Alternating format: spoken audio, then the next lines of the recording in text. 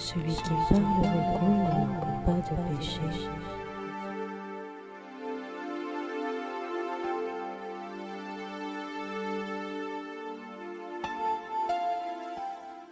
Bonjour tout le monde, brève exhortation et conseils sur le pouvoir du silence, qu'on soit chrétien ou non. Tout un tas de proverbes qui montrent que le silence est très important dans des situations délicates relationnelles. La parole est d'argent, mais que le silence est d'or, c'est vraiment la vérité, parce que je l'ai expérimenté dans toutes sortes de conflits et dans toutes sortes de situations. Donc, vous savez, se défendre par soi-même n'est même pas, si vous voulez, dans certains cas, ce que Dieu nous recommande de faire. Et pour cause, il faut avoir expérimenté des conflits, moult conflits, et avoir décidé de ne pas se manifester, ne pas répondre, pour comprendre que le silence apporte souvent la victoire. Mais le silence crée parfois un doute dans le cœur de toute personne, que ce soit celle qui vous attaque ou que ce soit ceux ou celles qui disent du mal de vous. Ne pas chercher à se défendre provoquera et fera toujours planer quelque part une forme de doute ou d'interrogation. Venir vous justifier, c'est parfois aussi donner le pouvoir à l'autre d'utiliser ce que vous avez dit en plus contre vous-même. Mais dans des circonstances terribles où vous êtes dans un milieu où il n'y a pas de chrétiens, le silence aide beaucoup aussi. Et si à côté de ça vous priez, ce que moi je fais et que j'expérimente, il y a une forme de justice qui arrive et qui se profile là où on ne l'attend pas, et on finit par avoir raison, parce que généralement lorsqu'on décide de se taire, c'est parce qu'on a raison. Donc le silence n'est pas toujours là parce qu'on est accusé. Le sage décide de se taire parce que justement, c'est dans son cœur qu'il sait qu'il a raison. Je crois que quand la Bible nous recommande de ne pas se faire sa propre justice, il y a encore une logique divine derrière, qu'on ne peut pas toujours expliquer avec des mots, mais le chrétien qui se tait, et le chrétien qui prie, sera le chrétien qui sera trouvé juste.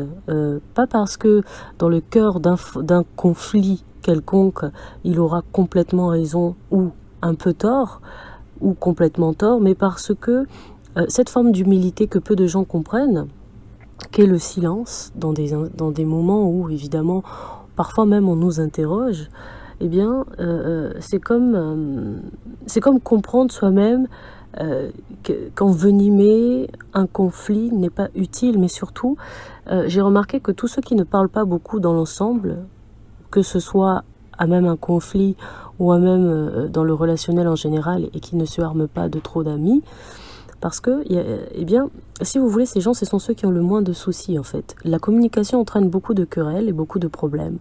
Mais celui qui est de nature plutôt réservé et qui n'en dit pas trop, ni sur lui-même, et ni sur les autres, c'est quelqu'un qui se protège de beaucoup de problèmes, de beaucoup de maux. Je crois que c'est une forme de sagesse qu'on connaît déjà, mais qu'on n'applique pas. Et c'est pour ça que des fois, on ne comprend pas pourquoi les choses se gâtent toujours autour de nous.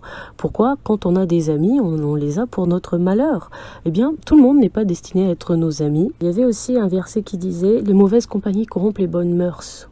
Et aussi, tantôt, quand vous savez que vous êtes quelqu'un qui a beaucoup plus de valeur qu'une autre personne, si vous décidez de ne pas la fréquenter, déjà, ça n'est pas un péché.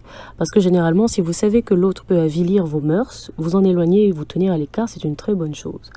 Mais également, celui qui parle beaucoup pêche beaucoup. C'est vrai que pour avoir des amis, et en ayant des amis, on communique. Et c'est vrai que la communication entraîne beaucoup de péchés. Donc aujourd'hui, j'ai appris que parfois, c'est bien de se taire, dans tout un tas de circonstances, et tout particulièrement quand on est en querelle avec quelqu'un ou en difficulté relationnelle, que ce soit avec sa famille ou que ce soit avec des proches, ou des gens qui ne sont pas forcément des proches mais des collègues de travail. Le silence a un pouvoir que je reconnais aujourd'hui dans ma maturité, qu'elle soit spirituelle ou humaine dans son ensemble. Le silence a son pouvoir.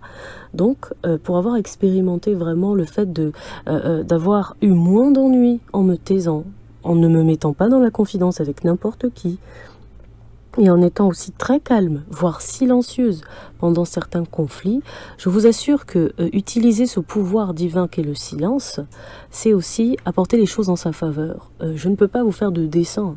Tout ce que je peux vous conseiller aujourd'hui, c'est d'expérimenter le silence. Quiconque vous attaque, ne répondez pas. Quiconque vous demande de vous justifier pour des mauvaises raisons, laissez Dieu vous justifier, donc également ne répondez pas. La prière a été aussi une grande aide quand j'étais en difficulté et l'est encore. Donc silence plus la protection divine, vous pouvez être sûr qu'on ne vous fera pas de mal, voire pas du tout. Ceux qui pourront encore vous accuser, ce sera ceux qui vous détestent et qui ne vous aiment pas de par votre aura divine, parce qu'il ne faut pas oublier que quand un chrétien arrive dans une atmosphère, dans le monde spirituel, on le sent. On ne saurait pas dire qui est cette personne dans le physique toujours, mais le chrétien, quand il arrive quelque part, il change toujours l'atmosphère spirituelle d'un lieu. On n'en parle pas assez. Mais cette lumière qui arrive dans les ténèbres, c'est quelque chose qui se ressent dans la matière, qui ne s'explique pas, mais qui se ressent. Si vous êtes chrétien, que vous arrivez quelque part avec cette lumière que les gens ne peuvent pas expliquer, il y aura forcément des complications. On va forcément vous cherchez des noises, vous cherchez des querelles, et quoi qu'on vous aime ou qu'on vous aime pas, cette lumière, si vous êtes vraiment enfant de Dieu, demeurera sur vous. C'est indéniable. Donc, sachant que nous ne sommes pas n'importe qui dans ce monde, nous devons aussi apprendre à ne pas rentrer dans des conflits, à ne pas nous laisser faire par l'ennemi qui utilise chaque entité, donc chaque être humain qui n'est pas converti, et parfois même des chrétiens aussi, pour nous faire du mal. Le silence désamorce même les plans de l'ennemi, parfois. Donc, se taire, c'est bon, en fait. Se taire n'est pas mauvais. Voyez, le silence, ça sauve. Et croyez-moi, si les pharisiens avaient compris ça, ils n'auraient pas blasphémé contre Jésus. Le silence sauve. Donc moi, tout ce que je peux vous dire aujourd'hui, et je suis sûre que je ne vous conseille pas mal, en tant que chrétien tout particulièrement, si vous êtes en difficulté, et si vous arrivez dans des nouveaux environnements où vous n'avez pas encore grillé votre joker, taisez-vous seulement. Vous verrez, tout se passera mieux, et quoi qu'on vous agresse, taisez-vous encore. Croyez-moi, demain, la personne qui vous a agressé, n'ayant pas vu que vous avez rétorqué, va ressentir une forme de culpabilité et aura l'impression de s'en être pris à quelqu'un qui lui a rien fait au fond. Vous voyez, ça va complètement changer la logique de celui d'en face et ça vous donnera raison devant Dieu. En plus, donc le silence a son pouvoir et c'est la vérité. Pour être plus explicite, il y a un verset qui dit, Jacques chapitre 3 verset 2, nous branchons tous de plusieurs manières. Si quelqu'un ne branche point en parole, c'est un homme parfait, capable de tenir tous encore en bride. C'est vrai que exercer sa bouche à se taire, c'est s'exercer au-delà de la parole, c'est s'exercer aussi à se retenir, par exemple, dans sa chair, dans beaucoup de domaines. Donc, il y a dans le pouvoir du silence aussi un pouvoir de sanctification dont on ne parle pas assez. Ça, c'est une révélation de Jacques, chapitre 3, verset 2, qui nous dit clairement que si quelqu'un ne bronche point en parole, c'est déjà la preuve que c'est un homme parfait qui, lui, sera dans tous les domaines généralement sanctifié et prompt à se retenir de faire des bêtises. Parce que s'il y a vraiment un organe qu'on ne retient pas facilement, c'est bien la langue. Et il y a un verset qui en parle également, qui nous dit, et bon, je le dis brièvement, que vraiment la langue est enflammée par la géhenne. C'est vraiment un organe du corps qui détruit énormément. Donc le pouvoir du silence, c'est désamorce toute forme de mauvaise chose qu'on peut dire pour préserver son âme des angoisses. Il y a un autre verset qui dit que se taire, c'est préserver son âme des angoisses. On ne dit pas assez ces choses-là et nous devrions appuyer un petit peu dessus parce qu'aujourd'hui, s'exercer à se taire, bon, c'est très difficile, mais aussi c'est très très productif en même temps. Qu'est-ce que nous dit la Bible? Proverbe 18, verset 21. La mort et la vie sont au pouvoir de la langue. Quiconque l'aime en mangera les fruits.